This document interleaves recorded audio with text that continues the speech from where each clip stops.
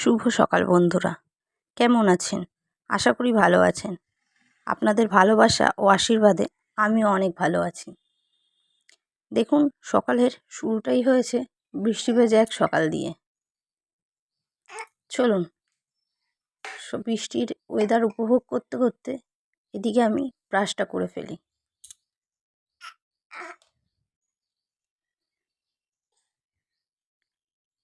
Brush করে তারপরে মুখটা ধুয়ে নেব।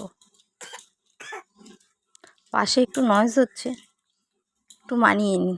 আমার বাচ্চা খেলছে। জানেন তো, এই ভয়েস ওভার দেওয়ার সময় বাচ্চাকে সামলাতে হচ্ছে। ছোট বাচ্চা থাকলে যা হয়, দেখে ইচ্ছে করে যেন আরও চিল্লাচ্ছে মনে হচ্ছে। যাকে সেই সব কথা। মুখটা ধুয়ে তারপর দেখব সকালে কোন কাজটা দিয়ে আগে শুরু হয়। মুখ ধুয়ে বেরিয়েই দেখি টেবিলটার এরম বেহাল দশা। কাল রাতে বেশ কিছু খাবার ছিল, ওই খাবারগুলো রাখা ছিল, আর বোতলগুলো এদিক ওদিক ছড়িয়ে যেন একটা বিশ্রী এক পরিস্থিতি। যাক, সেখানে সময় নষ্ট না করে বোতল নিয়ে চলে এলাম জলগুলো ভরে নিতে। জানেন তো, ক্যামেরা ধরে দেওয়ার আমার কেউ নেই, আর কোনো স্ট্যান্ডও নেই। কখনো যে কিনবো সেটা ভাবিই না, কিন্তু এখন যা দেখছি এবার একটা স্ট্যান্ড বোধহয় কিনতেই হবে। আমার না এসব সম্পর্কে কোনো ধারণাই নেই।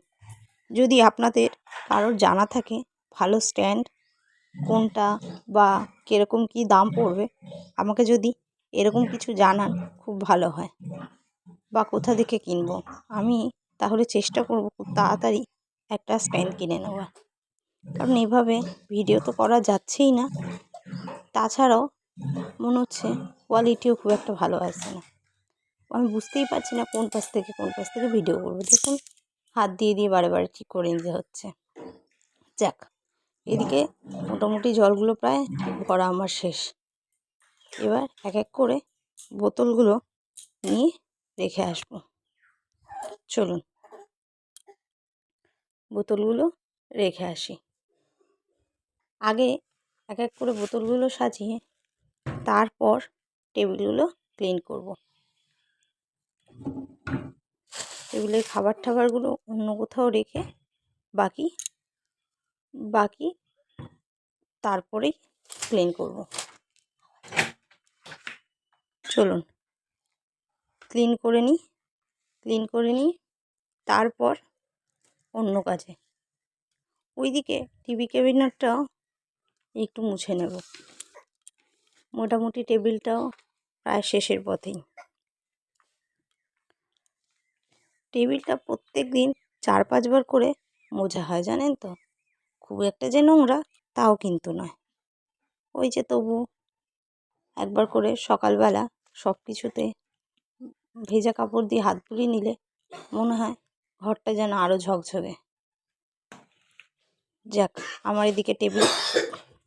যাক, এদিকে আমার টেবিল মোটামুটি ক্লিন হয়ে গেছে। এবার সোজা চলে যাব টিভি ক্যাবিনেটের দিকে। আগে একটু আলতো হাতে ঝেড়ে নিই, কেমন একটু ধুলো থেকেই থাকে। জানেন, প্রত্যেক দিনই মোছা হয়, পরিষ্কার করা হয়, তারপরে যে এত ধুলো কোথা থেকে আসে এই ফাঁকা বাড়িতে, সেটাই আমি বুঝে পাই না। যাক, এদিকে শাশুড়ি মায়ের চশমাটা সরিয়ে একটু ঝেড়ে নিলাম, তারপর মুছে নেব। মুছতে গিয়ে দেখলাম মাছগুলো দিব্য খেলা করছে, কি ভালো লাগছে দেখুন। এই সকালবেলা এদের খেলা, পাখির আওয়াজ, ফুরফুরে ঠান্ডা হাওয়া আর বৃষ্টি, এক রাশ খুশি নিয়ে শুরু হয় দিনটা আমার। যাক, চলুন মোছা প্রায় কমপ্লিট। এই ইনডোর প্ল্যান্টটা দেখুন, এনেছিল একদম ছোট্ট, কয়েকদিনের মধ্যে বেশ কতটা বড় হয়ে গেছে। চলুন এবার রান্নাঘরের স্ল্যাবটাও পরিষ্কার করে নিই। আর এইটা দেখছেন এক টুকরো আম পড়ে রয়েছে। আমার শাশুড়ি মা সেটাকেও যত্ন করে কত সুন্দরভাবে গুছিয়ে রেখেছে। কেন বলুন তো? ওই যে বললাম, আমের সিজনে আম ছাড়া বাড়ির কারোর খাওয়াই যেন ঠিকঠাক জমে না। যাক, সবারই তো একটা পছন্দ থাকে। আমার বাড়ির লোকের পছন্দটা বেশ আমেই যেন পোক্ত। যাক, রান্নার আগে গ্যাসটাকে একটু মুছে নিই। জানেন তো, সকালবেলায় গ্যাসটা মুছে নিয়ে রান্না বসালে রান্না করার এনার্জিটা যেন দ্বিগুণ বেড়ে যায়। আর ওই যে টেবিলের ফলের ঝুড়িটা ছিল, ওটা আমি ধুতে দিয়েছি। এবার চললাম বাইরের নোংরাগুলো ফেলে আসতে। এই ডাস্টবিনের নোংরাটা সকালবেলায় একবার করে যাই পরিষ্কার করতে।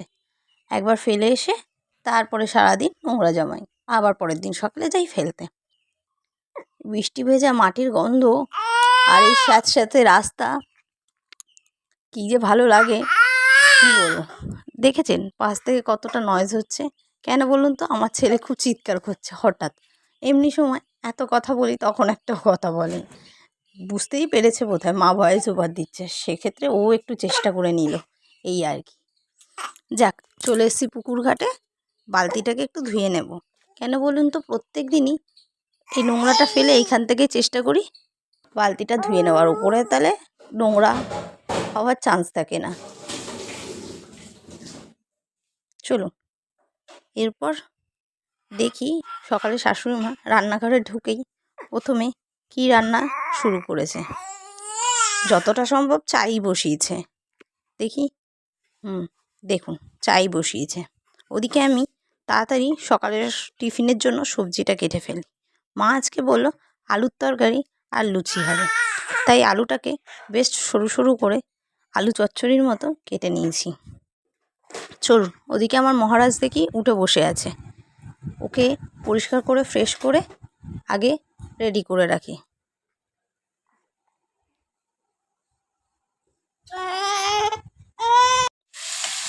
ওই যে ওইদিকে দেখি আলুর চচ্চড়ি হয়েই গেছে, বসিয়ে দিয়েছে মা।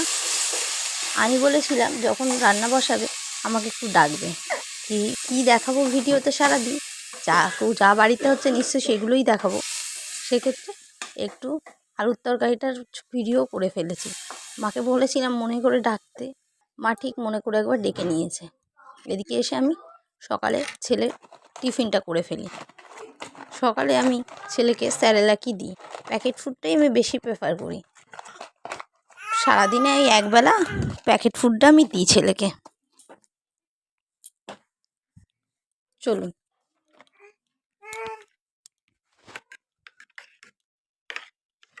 ওদিকে ছেলের খাবার তৈরি করতে করতে এদিকে মায়ের আলুর তরকারি হয়ে গেছে। কি দুর্দান্ত স্মেল জানেন? সেরম হয়তো সাংঘাতিক কোনো ভালো কিছু না, তারপরেও ওই যে মায়ের হাতে রান্না বটে। এদিকে টেবিলটায়, ঘরের টেবিলের এরম বেহাল দশা, সেটাকে ঝটপট ক্লিন করে নিলাম।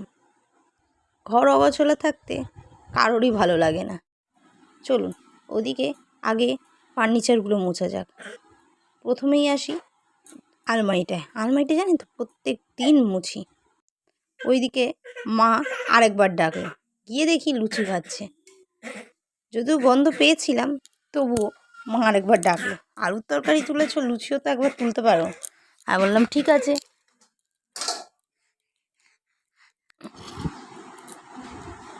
বলে ওদিকে লুচি আলুর তরকারি নিয়ে বসে পড়লাম সকালের টিফিন খেতে। ওই যে ওইটা হচ্ছে আমার বড় ননদ, জানেন তো, আর পাশে বসে আছে আমার শাশুড়ি মা। আমি সবার সাথে বসে টিফিন খেলাম। আজকের সকালের টিফিনের মেনুগুলোও যেন অন্যরকম, আর লোকজনগুলোও কত, জানেন তো, দু একজনই যখন বাড়িতে আসে না কত ভালো লাগে। কারণ সারাদিন তো আমি আর শাশুড়ি মা একাই থাকি। বড় ননদ কিংবা ছোটো ননদ বাড়িতে যখন লোকজন থাকে খুব ভালো লাগে। সারাদিনটা যে কোথা থেকে কেটে যায় বোঝাই যায় না। যাক, এদিকে চলে এলাম বিছানা গোছাতে। এই জানেন তো একটা মজার ঘটনা, বিছানা গোছানোর সময় বড় ননদকে বলেছিলাম যে বৌদি, প্রত্যেক দিন তো আমি একাই না ভিডিও করি এদিক ওদিক কোথাও রেখে, আজকে তুমি যখন আছো একটু আমাকে ভিডিও করে দেবে। সে তো না বলে যাবে কোথায়, বললো হ্যাঁ নিশ্চয়ই তুমি করো, আমি ভিডিও করে দিচ্ছি। কি বলুন তো, ফ্যামিলির এই সাপোর্টটা না বড্ড বেশি মানে হেল্প করে নিজেকে। কেননা ফ্যামিলির যদি সাপোর্ট না থাকে, একটা ছোট 7 মাসের বাচ্চা নিয়ে সংসারে টুকটাক কিছু কাজ করে ভিডিও করার মতো সময় হয়তো কারোরই হয় না, অন্যথা আমারও হয়নি। যাক, এদিকে কথা বলতে বলতে বিছানা কমপ্লিট করে ছেলে ঘুমাচ্ছে, ছেলেকে দোলনায় দিয়ে চলে এলাম শ্বশুরমশাইয়ের খাবার নিয়ে। বাপি নিচের ঘরেই খায়। দিয়ে এদিকে একটু বাইরের দিকে উঁকি মেরে দেখি পুতুল কাকিমা দাঁড়িয়ে আছে, একটু কথা বলে নিলাম। পুতুল কাকিমা হচ্ছে আমাদের বাড়ির মেড, ঠিক একটা আমি না বলা প্রেফার করি না, আমাদের হেল্পিং হ্যান্ড বলাও প্রেফার করি না, আমরা তাকে কাকিমা বলেই সম্বোধনা করি। কি বলুন তো, কাকিমা কিছুই না, আমাদের কাজের মধ্যে একটু কাজ ভাগ করে নেয়, এই আর কি। চলুন ওইদিকে উঁকি মেরে আসি, দিদিভাই কি করছে। অনেকক্ষণ আওয়াজ পাইনি, গিয়ে দেখি ছেলেকে নিয়ে পড়তে বসিয়েছে। রোদ্দুর পড়ছে আর বদ্দি পড়াচ্ছে। রোদ্দুর হচ্ছে আমার ননদের ছেলে। আমি জানি ভিডিও করাটা হয়তো আমার উচিত ছিল না, কিন্তু ওই যে নতুন নতুন ভিডিও করছি তো, আগ্রহ উৎসাহ দুটোকেই আর ধরে রাখা যায়নি। যাক, ওইটুকুতে কিছু হবে না বোধ হয়। এদিকে এসে দেখি ছেলে আমার খেলছে। এতে কি কি দিয়ে করেছে সর্ষে মহারাজ ইলিশটা? খেলছে দেখেই চলে গেলাম মায়ের কাছে। মা রান্নাঘরে কী করছে, ও মা, গিয়ে দেখি সর্ষে ইলিশের গন্ধ। আমি বললাম আজকেও ইলিশ? মা বললো হ্যাঁ, এই ইলিশের সিজনে বোধহয় প্রায়ই আমার শ্বশুরবাড়িতে ইলিশই হয়। কিন্তু শাশুড়ি মা ঠিক মনে করে সর্ষে বাটা দুটি দেওয়ার পরে মাছটা আমার দিয়েছো, জন্য তাই তো? পমফ্লেটও রেখে দেয়। দুর্দান্ত কারণ কালারটা আমি এসছে, ইলিশ খাই না। খুব সুন্দর এসছে কালারটা। সবাই বলে এক টুকরো ইলিশ পাতে পড়তেই নাকি সবার খাওয়া হয়ে যায়। কি জানি বাবা, আমার তো মোটেও ভালো লাগে না। সবার যে সবটা ভালো লাগবে তাও না, অন্যথা আমিও নই। যাক, এদিকে সব খাবারগুলো দেখিয়ে দিলাম একবার। এটা হচ্ছে পুঁই শাকের তরকারি, আর ওই ইলিশ আর ভাত। চলুন ঝপ করে রান্নাঘরটা আমি ক্লিন করে ফেলি। হ্যাঁ, তখন যেটা বলছিলাম শ্বশুরবাড়ির সাপোর্ট, আমার শ্বশুরমশাই, শাশুড়ি মা সবাই মোটামুটি কম বেশি আমাকে সাপোর্ট করে। জানেন তো, যখন একবার হুট করে এক সন্ধ্যাবেলাতেই বসে থাকতে থাকতে মাকে বলেই ফেলেছি, যেন মা ইউটিউব করলে কেমন হয়। বলো সে আবার কী জিনিস, একটু বুঝিয়ে বলতেই বলে হ্যাঁ সবাই যখন করে তুমিও চেষ্টা করে দেখো না, নিশ্চয়ই হবে। আমি বললাম আমি তো পারবো কি, ঠিক আছে দেখাই যাক, একটা চ্যানেল তো খুলি। বলে কেন পারবে না, কত সাধারণ ঘরের বউরা পারে, তুমিও পারবে। ওই যে একটুখানি ভরসা দিতেই এগিয়ে গেলাম আপনাদের সামনে ভিডিও দিতে। এদিকে কয়েকটা বেসিনে বাসন পড়েছিল রান্না, তো রান্নাঘরটা ক্লিন করে চলে এলাম বেসিনের বাসনগুলো ধুতে। ওর ওদিকে শাশুড়িমা বললো আজকে আমি ছেলেকে খাইয়ে দিচ্ছি। ব্যাস, একটা বড় কাজ হাত থেকে নেমে গেল। আর হ্যাঁ হ্যাঁ তাড়াতাড়ি খাইয়ে দাও। আমি চললাম স্নানে। স্নান সেরে চলিস ছাদে। ছাদে বেশ কিছু জামাকাপড় কেচেছি, সেগুলো মেলেই বাইরের দিকে তাকাতেই দেখি বৃষ্টি এখনও থামেনি। আর পুকুরে জল দেখুন কতটা ভরে এসেছে। যাক, দেখে ভালোই লাগলো। আর ওই সাইডে গিয়ে একটু দেখতেই দেখি আজ না ফুলের সাথে সাথে একটা নতুন কুঁড়িও এসেছে, দেখে বড্ড বেশি ভালো লাগলো। আর এদিকে অপরাজিতাগুলো বেশ লতিয়ে অনেকটা বড় হয়েছে গাছটা, বেশ কিছু ফুলও হয়েছে। গাছগুলো বেশ কিছুদিন আগেই এনেছিল, তার মধ্যেই কতটা বড় হয়ে গেছে। চলুন এদিকে আমি মহাদেবকে জল দিয়ে নিই। মহাদেবকে জল দিয়ে তারপর গোপুদের সাথে একটু দেখা করে নিই। সকালের জানেন তো পুজোটা হয়েই থাকে, সকালে পুজো শাশুড়িমা করেই নেয়। তারপরেও আমি একবার স্নান সেরে এসে মহাদেবদের জল দিই। আর এদিকে তুলসী মন্দিরে আর নিচে যাই না, সকালে তুলসী মন্দিরে সকালে ওপরে ছাদের উপরে গাছটাতে একটু জল দিয়ে দিই। চলুন এদিকে মোটামুটি স্নান সেরে পুজো সেরে এবার নিচে যাই। জানেন তো এখানটায় কী যে হয়ে গেছিলো, ক্যামেরাটা হয়তো খেয়ালই করিনি। আর কি করব, ভিডিও আর করতে তো পারি না, কোনো রকম করি, এইসব ভুলভ্রান্তি হয়েই যাবে। দয়া করে এইসব একটু ক্ষমা করে দেবেন। আমি না তখন একটু বুঝতে পারিনি এটা কি হয়ে গেছিলো, না হলে এই ভুলটা তো হতো না। ঠিক আছে, নতুন নতুন অনেক কিছুই হয়, ক্ষমা করে দেবেন। ওদিকে নিচে গিয়ে ভাত নিয়ে বসে পড়লাম। ভাত খেতে খেতে একটু বাইরের দিকে তাকাতেই দেখি বৃষ্টিটা যেন আরও জোরে জোরে পড়ছে। দেখে ভালোও লাগছিল বটে। ভাত খেয়ে ভাত ঘুম দিয়ে তারপর উঠেই শাড়ি পরে চললাম ঠাকুরঘরে সন্ধে দিতে। ওই যে আগের দিনই বলেছিলাম, সারাদিনে আমি একটি বারই মাত্র শাড়ি পরি সন্ধে দেওয়ার সময়, তাছাড়া বাকি টাইম অন্য কিছুই। চলুন কথা বলতে বলতে সন্ধেটা দিয়ে ফেলি। ঠাকুরের সব এঁঠো থালা, সকালের থালা তুলে দিয়ে সন্ধেবেলায় গপুকেই শুধু খেতে দেওয়া হয়। গপুকে খেতে দিয়ে প্রদীপ ধরিয়ে ওদিকে আমি ধূপটা আগে দেখিয়ে নেব। ধূপটা দেখিয়ে তারপর প্রদীপটাও একবার দেখিয়ে নেব। জানেন তো ঠাকুর ঘরেও হয়তো ভিডিও করাটা উচিত হয় না, কিন্তু গপু তো আমার ছেলেই, তাকে দেখাতে অসুবিধা কী? বাকি তো সব কিছুই দেখানো হয়। ওনাদের তো আর সবসময় ঘটা করে কিছু করা হয় না, মন থেকে ভক্তি করে পুজোটাই করি। তারপরে ভাবলাম সব কিছুই যখন দেখাই, তাহলে ঠাকুর ঘর দেখাতে খুব একটা বোধহয় অসুবিধা হবে না। প্লিজ এই নিয়ে কেউ খারাপ কোনো কমেন্ট করবেন না।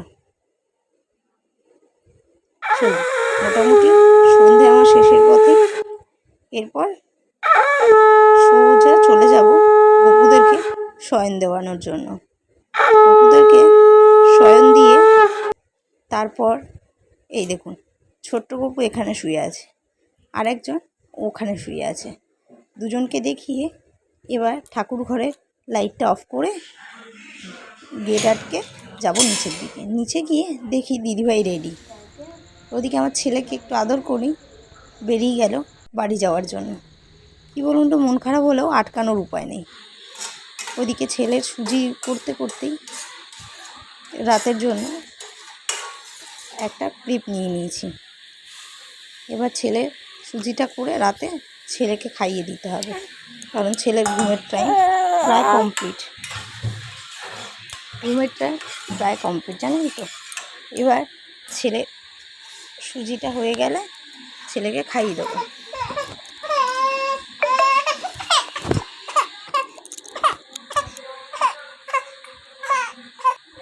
জানেন তো রোদ্দুরের স্কুলের জন্যই আর ওকে আটকাইনি। যাক, এদিকে ছেলে এসে দেখি খেলছে, ব্যাস খাইয়ে এবার ঘুম পাড়িয়ে দিলাম। শুতে শুতে ওর বদমাইশির কিছু কম নেই। ঠিক আছে, এই করতে করতেই শুয়ে পড়বে। Thank you for watching my video.